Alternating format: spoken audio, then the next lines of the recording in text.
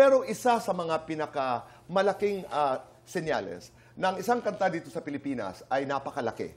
Ay pag napansin ka na ni Michael V.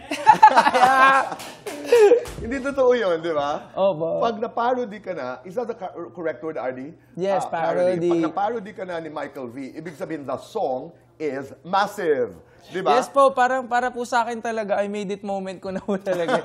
At in pinanood ko po, tapos parang sabi ko, grabe, parang si Sir Michael V na po gumawa ng kanta. Tapos sobrang, nakita niyo po, may nails din po siya na ganito. So parang sobra pong pinag-isipan. Tapos parang para sa akin po, nakita niya na rin po ako as a Filipino artist. So parang, pag si Michael V na po gumawa, ibig sabihin, you made it. Ang dilaw, naging hilaw. Yeah. Gawin mo nga, sige nga. Actually, pinanood ko yan eh. Kantayin mo natin. Ano yun, paano yun?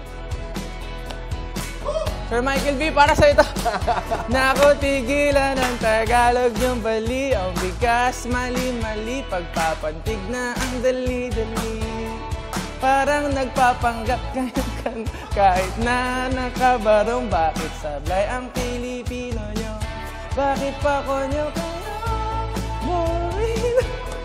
Iba ang asta, iba ang galaw.